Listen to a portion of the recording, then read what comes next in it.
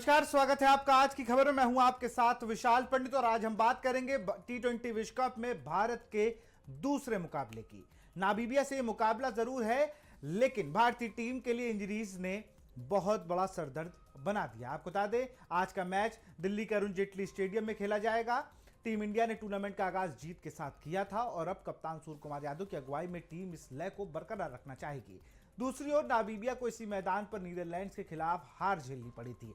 ऐसे में वो वापसी की कोशिश करेगा। भारत के लिए सबसे बड़ी चिंता सलामी बल्लेबाज अभिषेक शर्मा की सेहत को लेकर है। अभिषेक के पेट में संक्रमण और बुखार से जूझ रहे हैं और उन्हें दिल्ली के एक निजी अस्पताल में भर्ती कराया गया था। हालांकि उन्हें छुट्टी मिल चुकी है, लेकिन नामीबिया के खिलाफ उनके खेलने पर संशय बना हुआ है। अगर अभिषेक मैच से बाहर होते हैं तो संजू सैमसन को ओपनिंग का मौका मिल सकता है। सैमसन के पास आक्रामक शुरुआत देने की क्षमता है जो टीम को पावर प्ले में मजबूती दे सकती है, लेकिन बड़ा सवाल क्या वो उस आक्रामकता से खेलेंगे। दूसरी तरफ बुमराह की यॉर्कर से ईशान किशन चोटिल हो गए। जी हां, विकेटकीपर बल्लेबाज बुधवार को प्रैक्टिस सेशन में चोटिल हो गए जब जसप्रीत बुमराह एक सटीक यॉर्कर उनकी बाईं टांग पर आकर लगी। अरुण जेटली स्टेडियम में नामीबिया के खिलाफ T20 वर्ल्ड कप मुकाबले से पहले ये प्रैक्टिस सेशन में हुआ। आपको बता दूं, खैर अरुण शर्मा जो कि डायरेक्टर हैं DDCA के, जब उनसे मिले तब उन्होंने ये जरूर कहा कि मैं ठीक हूं। ये एक संभावित 11 है। अगर यहां पर हम कुछ बदलाव की बात करें तो मैंने जो टीम चुनी उसमें मैंने ईशान किशन को रखा है, शायद वो खेल सकते हैं। संजू सैमसन है वहां पर, अभिषेक शर्मा की जगह रिंकू सिंह, हार्दिक पांड्या, शिवम दुबे, अक्षर पटेल और आज मैंने DCP सिराज को इसलिए टीम से आउट क्योंकि जसप्रीत बुमराह फिट हैं। तो ये सारे कुछ ऐसे स्टैट्स हैं। मैं अपने एक्सपर्ट के पास चलूंगा, नरेंद्र सिंह है। और सबसे बड़ी बात कि नरेंद्र सिंह भी DDCA को बिलोंग करते हैं और ये नामीबिया का स्क्वाड है जो पूरे T20 वर्ल्ड कप के लिए उनका अनाउंस हुआ है। तो कप्तान है, अच्छी फॉर्म में चल रहे हैं गेरहाट। अब उम्मीद इनसे है कि अपनी टीम को अच्छे से लीड करेंगे, एक टेस्ट प्लेइंग नेशन को कड़ा मुकाबला देंगे जैसे USA ने दिया था। मैं नरेंद्र सिंह के पास चलूंगा सीधे। नरेंद्र भाई, आपका तो अगर कहा जाए तो कर्मभूमि दिल्ली बन चुका है। आप DDCA से लगातार जुड़े हुए हैं, तो बहुत अच्छे से आप ग्राउंड को बता भी सकते हैं कि पिच कैसी होने वाली है, ओस का कितना फर्क है। और इंजरी कंसर्न जो है, सबसे पहले अगर हम बात करें, अभिषेक शर्मा वहां पर, ईशान किशन मैंने टीम में जरूर रखा है, लेकिन मुझे लगता नहीं कि अगर वो चोट ज्यादा गंभीर हुई तो टीम उन पर और ज्यादा प्रेशर बनाएगी कि आप खेलें, क्योंकि आगे मैचेस बहुत इंपॉर्टेंट है। जैसे 15 तारीख को पाकिस्तान से मैच है। देखिए, जहां तक फिरोजशाह कोटला की बात, अरुण जेटली स्टेडियम की बात कही जाए कि ये बहुत बड़ा ग्राउंड नहीं है, छोटा ग्राउंड है। और यहाँ की विकेट जो शाम के टाइम व्हाइट बॉल का गेम है, वर्ल्ड कप का मैच है, तो जो भी क्रिकेटर्स ने जो विकेटें यहाँ पे बनाई हैं, मुझे ऐसा लगता है कि बैटिंग पैराडाइज होगी। तो रनों से ये पिच भरी हुई है और मुझे उम्मीद है कि अगर इंडिया पहले बैटिंग करती तो आज हो सकता है कि एक बहुत बड़ा जो है आपको स्कोर देखने को मिल सकता है। इंजरी का जरूर कंसर्न है, लेकिन हमारे पास बैकअप प्लेयर्स हैं ऐसे, क्योंकि नामीबिया जैसी टीम को हम आराम से जो है इसको ध्वस्त कर सकते हैं। लेकिन नामीबिया अगर इस वर्ल्ड कप में खेल रही है तो मैं जरूर एक बात कहूंगा, शुरुआती दौर में सभी टीमें कहीं ना कहीं, जैसे पहले श्रीलंका भी इसी तरह से आई, जिम्बाब्वे आई और अफगानिस्तान की टीम आई, तो हल्का नहीं लेना चाहिए, क्योंकि ये कहीं ना कहीं साउथ अफ्रीका के प्लेयर्स काफी जुड़े हुए हैं इससे, क्योंकि ये नेशन है वहीं आसपास का है, प्लेयर्स वहां खेलते हैं, काउंटी में भी खेलते हैं। तो इंडियन टीम कहीं ना कहीं पूरी तैयारी से आएगी और सपोर्ट स्टाफ ने ये जरूर उनको ये बोला होगा कि लाइटली मत लें। अपना जो रूल है टॉप ऑर्डर बैट्समैन का, या जो मिडिल ओवर्स में जैसे बैटिंग करते हैं, तो शुरू में जो नया बॉल शेयर कर रहे हैं, स्पिनर्स को कहाँ पे बॉल डालनी है, तो तमाम ये रणनीति बनाई जाएगी। जहां तक आपने विकेट और ग्राउंड के बारे में बोला है, तो ये रनों से भरा हुआ जो है पिच है और छोटा ग्राउंड भी है बेसिकली। नरेंद्र भाई, इंजरी की अगर बात करें, आपने कहा बैकअप है, मेरे पास संजू सैमसन है, लेकिन संजू सैमसन के हाल फिलहाल के फॉर्म को अगर हम देखें तो वो भी एक चिंता का विषय है। क्या तिलक वर्मा हमको ऊपर ओपन करते नजर आएंगे? देखिए, ये कहीं ना कहीं खिलाड़ी के साथ होता है, सभी के कैरियर के, जिसका लंबा कैरियर होता है और की परफॉर्मेंस कहीं ना कहीं अप डाउन होती है, जरूर स्ट्रगल कर रहे हैं, लेकिन पूर्व में उन्होंने इतनी अच्छी परफॉर्मेंस करी है, वो यंग हैं, फिट क्रिकेटर हैं, तो जरूर कहीं ना कहीं होमवर्क करके आएंगे और ऐसा कोई मौका अब वो नहीं छोड़ेंगे। गलतियों से ही आदमी सीखता है। तो नामीबिया जैसी टीम पे ये कमबैक अपनी परफॉर्मेंस को अच्छा करके कहीं ना कहीं अपने आप को साबित करके एक अच्छी लय वापस लाएंगे। मुझे उम्मीद है कि आज संजू सैमसन अगर खेलते हैं तो एक आपको अच्छी बैटिंग, जिस तरह से वो आक्रामक रूप है, और आपने देखा होगा कि संजू थोड़ा सा लंबी इनिंग भी आईपीएल के मैचेस में देखिए आखिरी तक खेलते हैं, तो वो उम्मीद बिल्ड है करते कि हैं संजू चीज़ों को। अच्छा मैंने कमबैक करेंगे आज के बिल्कुल, मैच में। मुझे तो एक मैच याद आता है जब पूरी टीम धराशायी हो गई थी, अकेले संजू सैमसन ने शतक मारा था। और आपको भी शायद याद हो, लखनऊ के कान्हा स्टेडियम में वो मैच खेला गया, तो क्या शानदार शतक मारा था।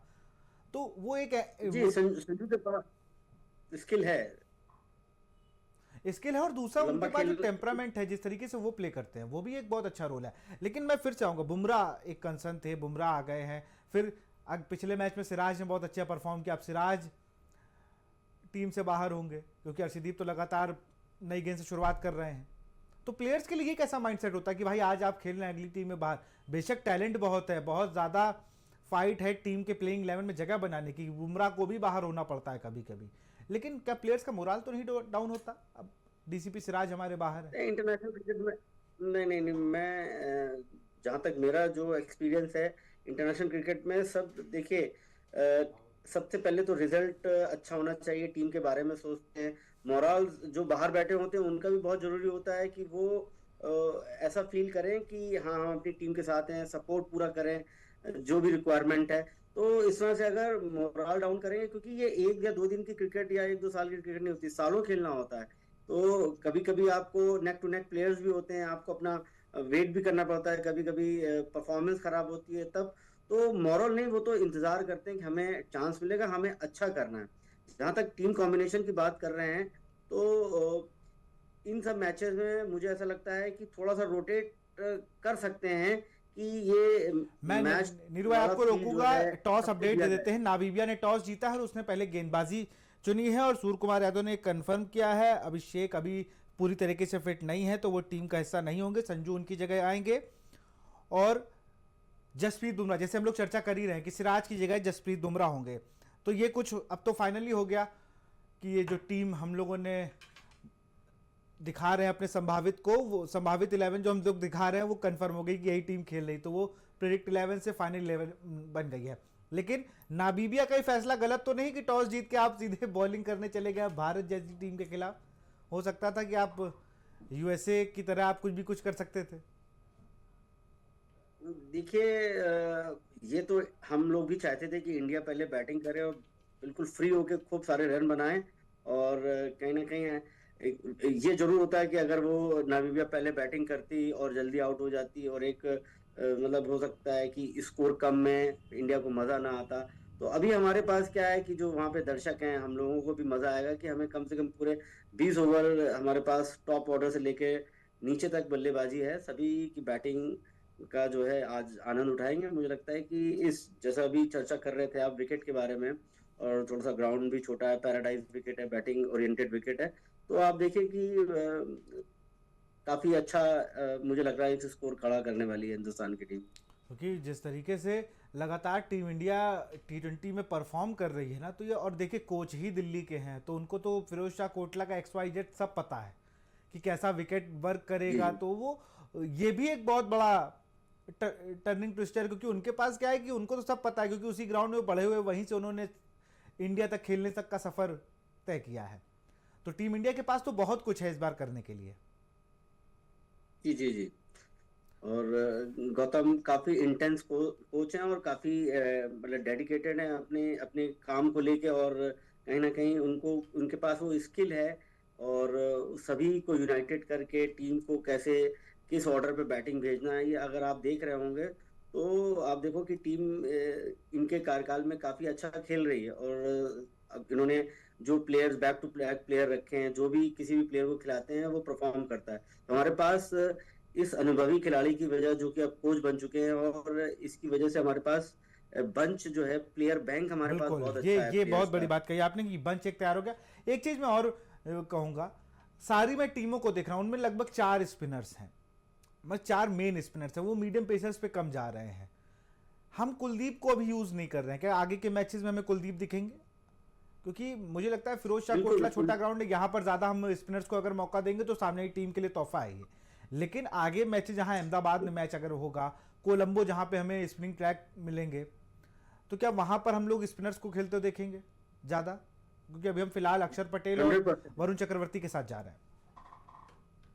देखिए ऐसा है कि कुलदीप के पास जो चाइना मैन के साथ साथ उसकी जो रॉन्ग वन है जो बाहर निकलती है वो जल्दी रीड नहीं होती है। कभी कभी आपने देखा होगा जो कीपर रेगुलर नहीं है बीच में अगर कुलदीप को पकड़ते हैं तो उनको भी समझ में नहीं आती है। जब वो अपनी टीम का कीपर भी समझने में थोड़ी सी दिक्कत हो जाती है तो आप सोचो वो कितना बड़ा बॉलर है वो। तो ये जरूर छोटा ग्राउंड है या कुछ कंडीशंस ऐसी हैं। तो बड़े ग्राउंड में जहां अब स्पिनर्स को तो जितने भी ये फॉरेन प्लेयर्स हैं सब कॉन्टिनेंट के प्लेयर्स तो चलो सब थोड़ा सा मैनेज कर लेते हैं। लेकिन ये हमारे लिए तो बहुत ही कोर प्लेयर है कुलदीप जो कि मैच विनिंग प्लेयर है। अगर इसकी परफॉर्मेंस देखें ये धीरे धीरे और बैटर क्रिकेटर हो गया है। और अब आप जिस कुलदीप फॉर्मेट के में भी बारे में खिलाया है ज़्यादा उसे अच्छे से परफॉर्म बता किया सकते हैं क्योंकि आपने स्कूल क्रिकेट से लेके इंडिया तक का क्रिकेट उनका देखा है। ये कह सकते हैं। और टैलेंटेड क्रिकेटर हैं और बहुत हार्ड वर्किंग क्रिकेटर रहे हैं शुरू से। और अभी भी आप देखो अपना बेस्ट देने के लिए वो लगे रहते हैं। And he is a very positive frame Sanju of पे माइंड कितना प्रेशर प्लेयर होगा? है। सवाल तो अब संजू पे है कि संजू की जगह ईशान किशन को मौका मिला, ईशान किशन ने उस मौके को भुनाया, संजू सैमसन टीम से बाहर हुए, वर्ल्ड कप टीम का सदस्य। अब उनके पास मौका है कि अभिषेक शर्मा की तबीयत खराब है, वो एडमिट भी रहे, डिस्चार्ज जरूर हो गए, लेकिन अभी उनका हेल्थ अपडेट ये है कि अभी वो पूरी तरीके से ठीक नहीं है। संजू सैमसन को मौका मिला है, क्या प्रेशर में होंगे या फ्री माइंड उनको खेलना चाहिए? आपकी क्या राय? देखिए आज संजू के पास एक अपने कमबैक को अपने आप को प्रूव करने के लिए एक अच्छा मौका है। इनिशियली वो थोड़ा सा टाइम लें सेटल हों क्योंकि नीचे हमारे पास जो प्लेयर्स हैं वो रन अच्छे बना सकते हैं। तो थोड़ा सा जो सर्वाइवल पीरियड होता है उसको काउंटर अगर रुकेंगे जल्दी नहीं करेंगे और ये शुरू में 2-3 ओवर खेल जाते हैं और धीरे धीरे ये फ्रेम में आ जाते हैं थोड़ा सा इनको आइडिया भी लग जाएगा कि हाँ ये बॉलर्स कैसे हैं कहाँ पे गैप में खेलना है। थोड़ा सा होता ना कि एक जो सर्वाइवल जो पार्ट होता है अर्ली स्टेज में जैसे बैटिंग को हम काउंटर कर ले गए तो मुझे लगता है कि फिर ये खिलाड़ी जो है आज आपको बहुत अच्छी बैटिंग दिखाएगा। और जो भी पीछे कुछ चर्चाएं चल रही है कि परफॉर्म नहीं किया वो हर हम लोग सबका क्रिकेट कैरियर जिसका लंबा होता है वो लीन पैच होता है। और जो बेसिक्स पे आ जाएगा इनको बेसिक्स पे आने के लिए थोड़ा सा आज इनको ये टीम सही मिली है। इस पे अगर बॉल टू बॉल भी खेलें अगर हम ज्यादा तेज ना भी खेलें बाद में हम कवर अप कर सकते हैं। तो संजू के लिए एक अच्छा मौका है। बिल्कुल अच्छा मौका और थोड़ा एक्सप्लोर कर सकेंगे वो चीज़ों को कि मुझे लगता है कि अगर आप टाइम देंगे अपनी बैटिंग को, हो क्या रहा है कि आप 30 यार्ड को पहली गेंद से फंदाना चाह रहे हैं जो अभी मैं देख पाया हूं, और उस बॉल को बैकफुट पे खेल रहे हैं। हो सकता है मैं गलत हूं लेकिन उस बॉल को बैकफुट पे खेल रहे हैं जो फ्रंट फुट पे आप खेलते आते हैं और अच्छी शॉट खेलते हैं। देखिए आप कितने इनसाइड एज हो रहे हैं। वो सिर्फ किसी कि वो उस बॉल को दबाना चाह रहे हैं, एयर में मारना चाहते हैं तो गलत बॉल का। ये सब तब होता है जब आप अनर्गल प्रेशर ले रहे हो, क्योंकि आप बहुत अच्छे से बता सकते हैं क्योंकि आप भी कोच हैं एक टीम के। जब आप भी अपने प्लेयर्स को कहते हैं कि आपको अपने ऊपर प्रेशर नहीं लेना, अगर आप पहली गेंद से प्रेशर लेंगे तो आप परफॉर्म कर ही नहीं पाएंगे। तो कोई तो प्रेशर है संजू सैमसन के ऊपर। देखिए ये जरूर होता है। ये सारा खेल माइंड का होता है। जब माइंड में इस तरह की चीजें चल रहे होते हैं तो माइंड और बॉडी का जो कोऑर्डिनेशन अगर थोड़ा सा भी गड़बड़ होगा तो जैसे आपने बोला ना लेंथ को रीड करने में दिक्कत है। आगे का बॉल पीछे खेल रहे हैं पीछे का आगे खेलते हैं और वो कहीं ना कहीं बैट आगे जा रहा है हैंग हो रहा है। आप लाइन गलत सेलेक्ट कर रहे हैं। बैट आपका बजाय आपको वर्टिकल खेलने की वजह से आपने देखा आपने ऊपर का बहुत ज्यादा शॉट नहीं उसको हॉरिजॉन्टल खेल दिया टॉप एंड लगा बैट बंद हो गया। तमाम ये सब चीजें तब होती हैं जब आप कहीं ना कहीं स्ट्रगल कर रहे होते हैं। इसलिए कहा जाता है कि अपने बेसिक्स पे आके थोड़ा सा टाइम बिताना। तो ये वाली जो टीम आज इनको मिली है नामीबिया जो है इसमें ये मुझे लगता है कि अपने सारी सारी रिकवरी कर लेंगे और फिर से इनको एक लैब मिल जाएगी वापस। नामीबिया के लिए कितनी बड़ी बात है कि भारतीय टीम के सामने एक टेस्ट प्लेइंग नेशन जो 2 बार का वर्ल्ड कप विजेता है T20 और उसके सामने अपनी प्रतिभा को दिखाना, क्योंकि किसी भी नई टीम के लिए बहुत बड़ी बात होती है कि वो टेस्ट प्लेइंग नेशन के क्या। अभी आपके ही शिष्य हैं विनायक शुक्ला, ओमान से वाइस कैप्टन हैं और अभी मैं उनसे जुड़ा हुआ था। मैंने उनका इंटरव्यू जब किया तो उन्होंने कहा बहुत बड़ी बात होती है किसी टेस्ट प्लेइंग नेशन के खिलाफ आप खेलें। पता चलता है कि हमने कितनी मेहनत कर ली और कितनी और करनी है। देखिए जहां तक अभी इस फॉर्मेट की बात करें हम जहां व्हाइट बॉल है और रेड बॉल है तो इसमें अभी नामीबिया का भी गेम आपको देखिए अच्छा देखने को मिलेगा क्योंकि ये जो व्हाइट बॉल का गेम होता है इसमें आप बॉडी लाइन में ना आए पैराडाइज विकेटें होती हैं, डाउन टू लाइन आप बल्ला सीधा रख दीजिए, कनेक्ट हो जाए, कोई कवर्स के ऊपर से जा रहा है, कोई एज लग गया, कोई मतलब इस तरह से रन्स बन जाते हैं इसमें। लेकिन वो जो रेड बॉल होता है उसमें टेक्निकली आपको साउंड होना है, बॉल की लाइन को कवर करना है, सरवाइव करना है लंबा इसमें आपके पास क्या होता है, विकेटें ज्यादा होती हैं 20 ओवर के गेम में। वहाँ ये शॉर्टर वर्जन गेम है।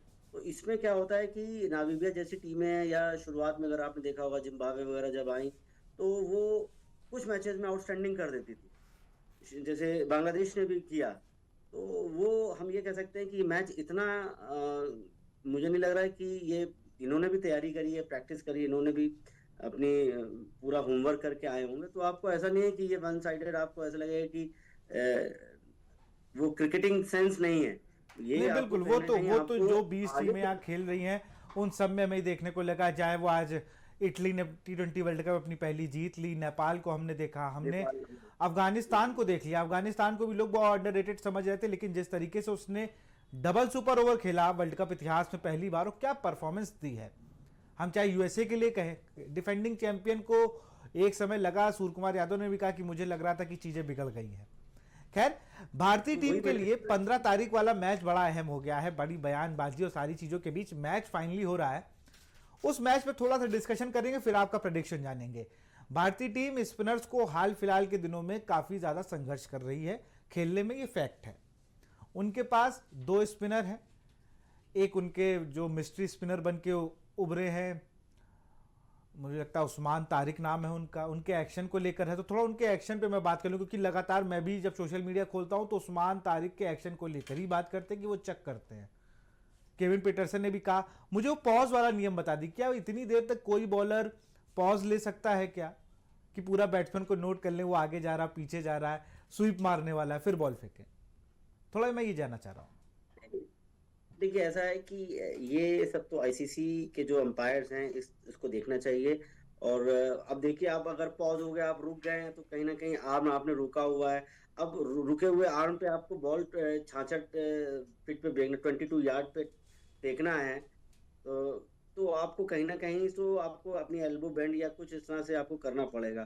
तो वो कहीं ना कहीं इसीलिए जो आर्म रोटेशन करके थ्रू बॉल डाल देते हैं, उसमें उसमें कोई ऐसा चेक का नहीं आता। आप रुक जाओगे, रुके हुए और फिर बॉल डाल रहे हो, तो कहीं ना कहीं आप आप तो चेक के दायरे में आप आ जाते हो। तो ये थोड़ा सा देखने वाली बात है।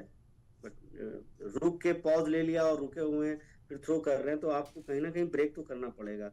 इस वजह से ही थोड़ा कहीं ना कहीं कंट्रोवर्सी में है एक्शन। बिल्कुल, क्योंकि सब लोग ये कह रहे हैं। अभी मैं एंजिलो मैथ्यूज को भी सुन रहा था, उन्होंने भी ये कहा कि भाई पॉसिबल कैसे है, मुरलीधरन के लिए सबने इतनी बार चेक करा लिया, सूरज रणदीप, सुनील नारायण लोगों सबने दिया, तो इनको क्या दिक्कत है अगर मैं कह रहा हूं कि वो चेक कर रहे हैं। उन्होंने यहां तक कहा, केविन पीटरसन ने कहा कि इनके चेक का तो बाद विषय, पहले ये पॉज कैसे लेते हैं इनसे पूछना चाहिए कि कौन से नियम से ये उस पर पॉज है। खैर, उस मैच पे भी डिस्कशन करेंगे। आज के मैच का प्रेडिक्शन जरा बता दीजिए, क्या लगता है कि इस T20 हिस्ट्री का पहला 300 रन का स्कोर बनने जा रहा है क्या, क्योंकि छोटा ग्राउंड है, भारतीय टीम तूफानी फॉर्म में है। क्या लग रहा है नरेंद्र भाई? देखिए बन सकता है, कोई बड़ी बात नहीं है। ऊपर से एक शीट एंकर का रोल अदा करना पड़ेगा, एक प्लेयर को कोई ना कोई आखिरी तक खेलता रहेगा। तो मुझे उम्मीद है कि ये 300 रन का आंकड़ा बन सकता है, कि जो सेट हो जाए फिर वो आखिरी तक खेले। फिर वो, क्योंकि क्या होता है कि इस क्रिकेट में भी थोड़ा सा तो आउट होने के बाद अगला बैट्समैन टाइम लेता है।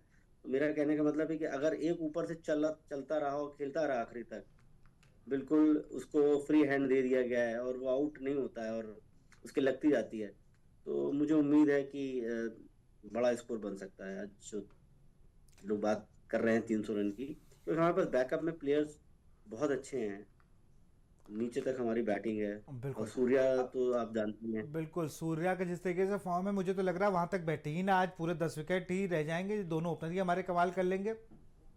की प्लेयर कौन होने वाला है? पहले बैटिंग की बात कर ले, बैटिंग में क्या लग रहा है, क्योंकि सारे स्टार्स हैं, कौन सा स्टार अपनी ज्यादा चमक बिखेरेगा, ये बात कर सकते हैं।